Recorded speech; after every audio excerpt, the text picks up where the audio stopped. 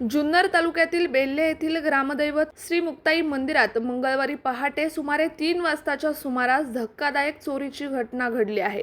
विशेष म्हणजे चोरट्यांनी देवीचे दर्शन घेतल्यानंतर गळ्यातील दागिन्यांवर हात साफ केल्याची माहिती समोर आली आहे। या प्रकारामुळे चोरटेही आता भाविक झालेत का असा सवाल नागरिकांमधून उपस्थित होत आहे।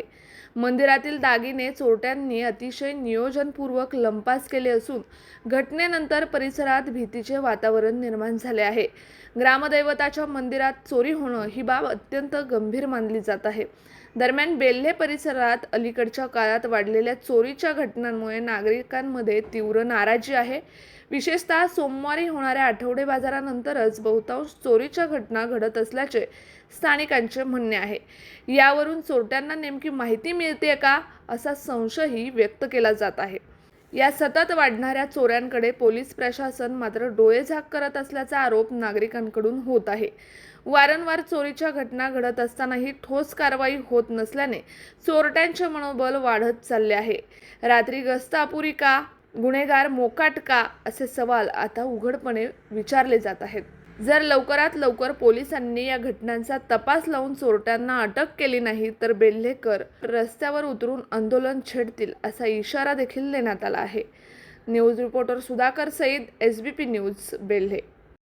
रात्री पाठे 3:01 या ठिकाणी पाठीमागच्या बाजूनं दक्षिणेच्या बाजूने एक व्हेंटिलेटरसाठी छोटीशी जागा ठेवलेली होती, पण खिडकी ठेवलेली होती। तिला पण ग्रिल बिल सगळे व्यवस्थित होतं जिन्याखाली। त्या ठिकाणी ते ग्रिल उपसून आतमध्ये आले।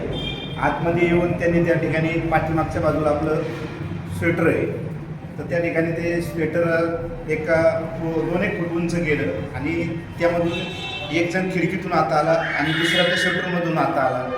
आत आल्यानंतर सर्व देखरेख पाहिली त्यांनी आणि मेन गाभाऱ्याचा जो दरवाजा आहे त्या दरवाजाचा या ठिकाणी कोंड्या तोडला गेला, आतमध्ये प्रवेश केला आणि प्रवेश करीत असताना त्या ठिकाणी मंदिरात आल्यानंतर कपाट आहे, कपाटाची आस्था व्यवस्था केली। कपाटसुद्धा या ठिकाणी वाकडे तिकडे करून त्या ठिकाणी केलं। पण सुदैवाने एक गोष्ट आहे की आपल्या देवीचे दागिने आपण सुरक्षिततेच्या दृष्टीने PDC बँकेत लॉकर घेऊन त्या ठिकाणी सुरक्षित ठेवलेले आणि विशेष असं आहे का कुठल्याही पद्धतीचं आपलं मंदिरातल्या कुठली वस्तू गेलेली नाही।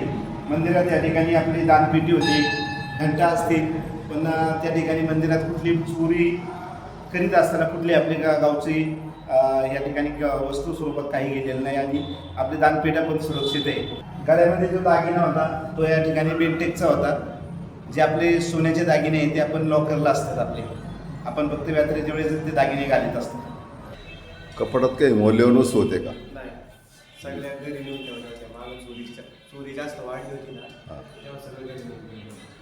काय काय होतं कपाटामध्ये? कपाटात कमलपट्टा, देवीचा, चांदीच्या वस्तू, चांदीच्या वस्तू होत्या आणि जे सोन्याच्या वस्तू आहेत त्या बँकेत पुढे ठेवले आहेत? मंदिरात जे आणि गळ्यातले गेले ना ते खोटं गळ्यात ठेवले।